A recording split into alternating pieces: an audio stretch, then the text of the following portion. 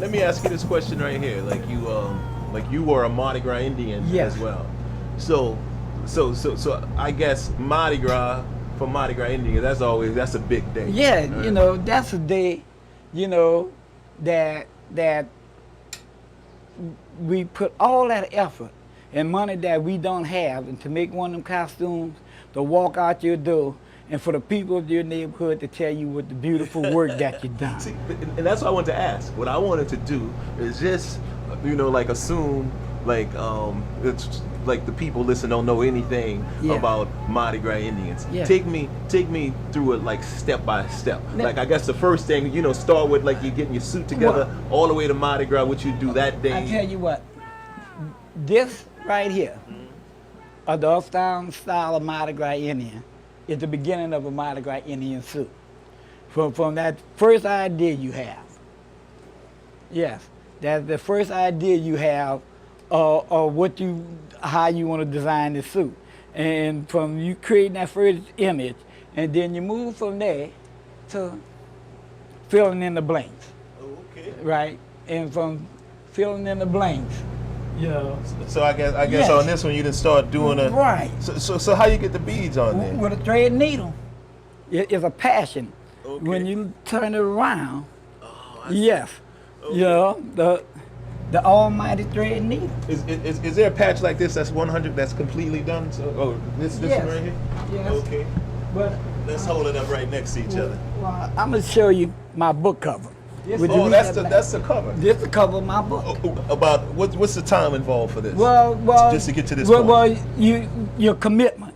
You know, saying, well, I got to get this piece finished. So once you put down that first bead, then that About how much vision- time do you think it'll take us to do If you serious, a month just for this part right here? just to do this. No. I'm talking about exactly what we have, not completed, but just the beads and the stuff we have on here right Yeah, well, with an outlining, if you're serious, 2 days. now. Okay.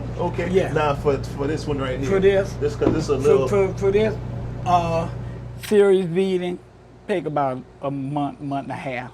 Okay. You know, but see this particular piece here, I feel like just like any artist, that is one piece that is your signature piece of work. And when I did this piece in 1992, which took me about 5 months. Oh wow! Just do for it. this one piece right. Yes, because it was so intricate, and art is a vision, and I had visions of the colors that I wanted in it. So I had to go out and find the color bead, and get certain parts started. And as the vision and the spirit take control of you, then you end up with this.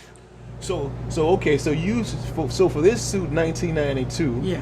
Let's assume that the Mardi Gras was going to be in February. Yeah. So you probably started working on a suit at what time? Well, I started like by maybe in March. Like the March, or so you Yeah. so you got a good 11-month That's good right. 11-month run. You Okay. it's a commitment. gotta be a commitment. Because If it's just 6 months for this. when you say that a commitment, that means your financial commitment, your time of all. Mm-hmm. Because I was working for the transit system on the streetcar tracks. I got you. So when I got off out of that grit and dirt, I would come on, take a shower, eat, and so to 2 and 3 o'clock in the morning, Wow. and had to be to work at 6 o'clock. But that was a commitment of completion. I got you. Of that target date, the Mardi Gras day. And while I'm working on a piece, I got other friends who working on pieces for me. I see. And say a month before Mardi Gras, we start bringing all this stuff together and make it happen. Okay, so about a month. That's when you start bringing the feathers and Yeah. and adding everything. Right. So okay, only because I was never Mardi Gras Indian, even though Yeah. I love the culture. The only reference I have is maybe something like Christmas. I know as a kid, Yeah. Christmas Day, I can hardly sleep at And night. you know Or what? even a big football game. You know what I'm saying? And So that's- you get that same that- kind of like oh, rush, like It's such a rush that for you to walk out of that door and you didn't put all this together, you saying to yourself your work is beautiful. But see, when you stand out there and all these people with their children and everybody say, oh, look how beautiful you are. There's a great job you done.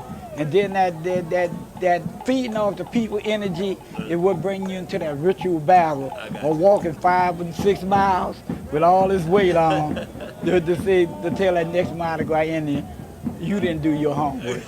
You know? Wait, well, that Mr. Lewis is talking about right here, the House of Dancing Feathers, and it's the real deal. I'm gonna have to get myself a copy. I had a chance to look through it. If you are interested in the culture of New Orleans and Mardi Gras Indians and social aid and pleasure clubs, Skull and Bone Gang, I highly recommend getting this book right here. He said, finally, a book came from the inside, a person who done lived this entire culture. Right. There you go. And this is what people feel. You who done looked in the book, they read in the book, say, oh, we never had a book so in depth about our cultural life. And like I tell people, it's not my book, it's the people's book, you know. And, you know, that's why, like I said, I'm honored for y'all to come here and to be a messenger.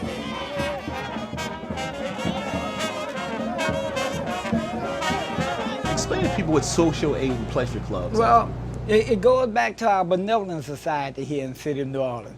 With the Young Men Olympia, it's the oldest benevolent, parade benevolent in the city of New Orleans, well over 120 years. Wow. And what the benevolent did out of the church was serve the community. You know, and if you belonged to the benevolent, then you had a chance to have an honorable burial. I see. You know, because the benevolent had burial plots. And they served the community through social aid, through trying to help feed families and do whatever. So things changed over from the benevolent to the social aid and pleasure club, which was more festive. I got you. You know, benevolent wore their black and white, put on their parades and things, and went back to the church. But we still hold the church in high regard. But once we get our blessing thing, then we bring on the big party. We stop at every happy spot and get happy, the followers get happy. And when those 4 hours are over, everybody's happy. Everybody's happy. Yes. So what's since you've been like a Mardi Gras Indian and you've been a member of the Social Aid Pleasure Club, did you start the Big Nine? I helped found it. You helped found it along with Edgar Jacobs. Well, now, in terms of getting ready for like one of those big events as a Mardi Gras Indian, getting ready for that big parade, you know, with the Big Nine that's going to march across that canal. What are there similarities? What's the differences? Well, the similarity is the preparedness, but what makes the difference, making a Mardi Gras Indian suit is an individual thing. I got you. You know, where preparing for your parade and your group is a group thing as a whole.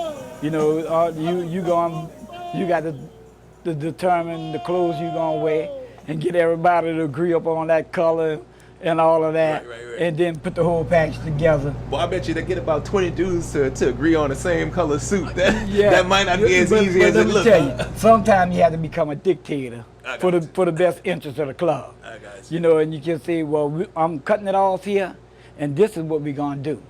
Now pay your parade taxes and everything, and let the show go on. You know, but that's New Orleans. And like I was saying, when the Associated Pleasure Club took over, in a sense, that we still do the social things except we using the events of modern times. School supply giveaways and giving out food baskets and these sort of things, and making social statements. You know, that we're not just a party group. When you look at the House of Dancing Feathers, you come to a whole table of educational literature. You know, not just letting people know, yes, we make these great costumes, we dance on the street, but look at here. Look at the education that sits on this table. When you come in here, you're gonna look at all this great stuff, then you're gonna end up right over here saying, I didn't know about this. And this is what the House of Dancing Feathers do. It being an education center.